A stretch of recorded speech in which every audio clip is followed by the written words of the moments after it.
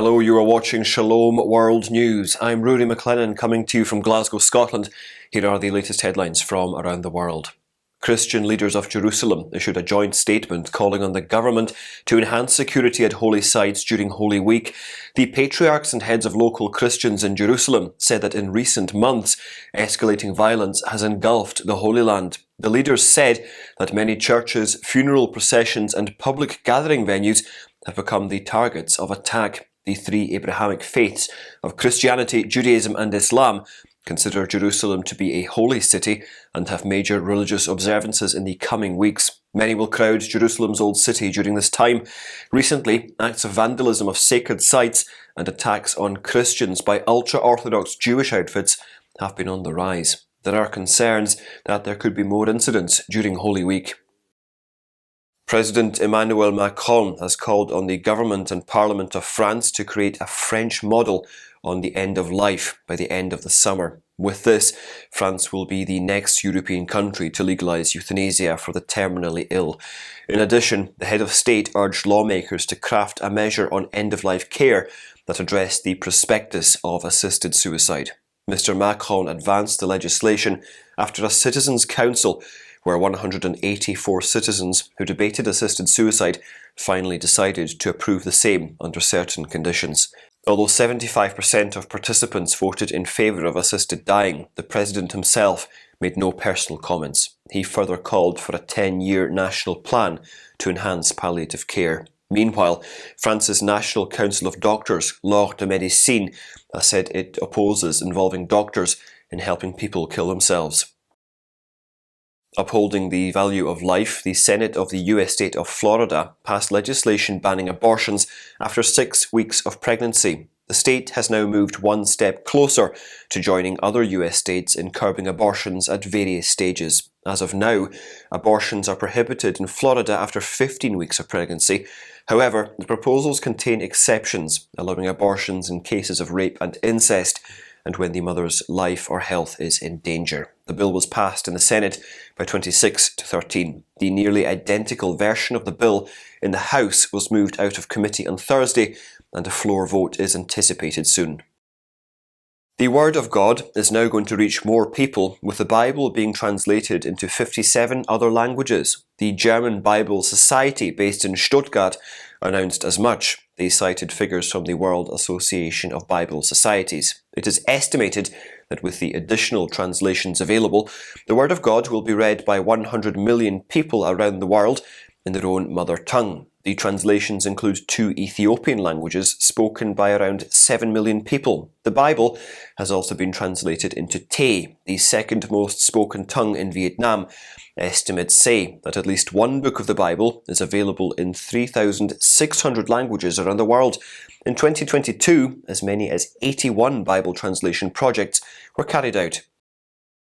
In the Australian state of Queensland, controversial amendments to the law recommended by the Human Rights Commission last year would negatively impact church-run schools. Once enacted, the laws would prevent such schools from dismissing teachers and staff who identify as LGBTQ or are living out of wedlock. Attorney General Shannon Fentiman said that the government had supported the 122 recommendations made by the Rights Commission review of the Anti-Discrimination Act of 1991. If the recommendations are implemented, then church-run schools would only be able to discriminate against teachers of religion, but not tutors of other subjects and non-teaching staff on the basis of their sexuality or marital status. 2 Christian schooling associations have condemned the proposed reforms, saying that they will strip church schools of their rights.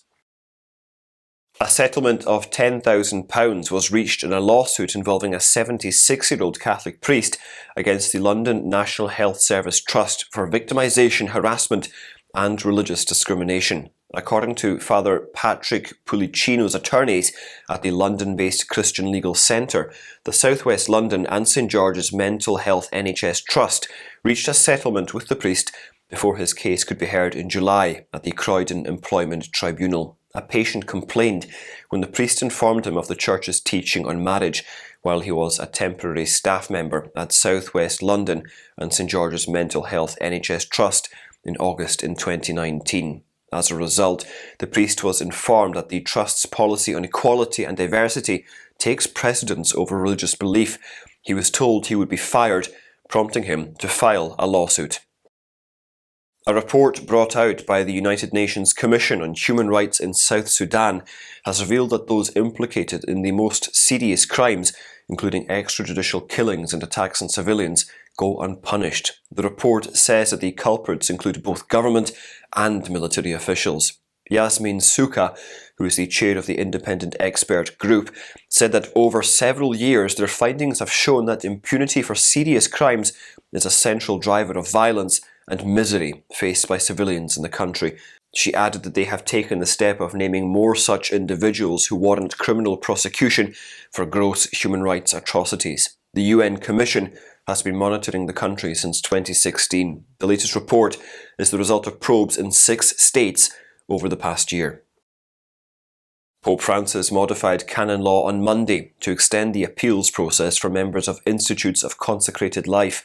The motu proprio on the 3rd of April changed the rules governing the regulation of the Eastern and Latin churches. According to the current Latin Rite law, a dismissal decision must indicate the right which the dismissed possesses to make recourse to the competent authority within 10 days from receiving notification for it to be legal. Eastern Rite Catholics have a similar clause in the code that offers 15 days to file an appeal. Pope Francis ordered the revision of both laws to include a 30-day appeals period. The modification will come into effect on the 7th of May. According to the Pope, the existing time limits for appealing a removal from the consecrated life cannot be claimed to be coherent with the safeguarding of the person's rights. Sometime between Friday night and early Saturday morning, at least one vandal attacked a Catholic church in the US state of Nebraska, destroying the altar and desecrating a sacred statue. The offender, who's still at large, flipped the altar at St. Paulina's Catholic Church in Syracuse, shattering the altar stone holding a relic. Candlesticks and a Sacred Heart of Jesus statue were also broken beyond repair. The Holy Eucharist and the Tabernacle, however, were unaffected. Police are currently investigating the crime. Nebraska Senator Julie Slema, a Catholic convert who attends the parish, made a prayer request for reparation. Meanwhile, the church's pastor, Father Ryan Salisbury, has called the faithful to forgive the vandal who attacked the church.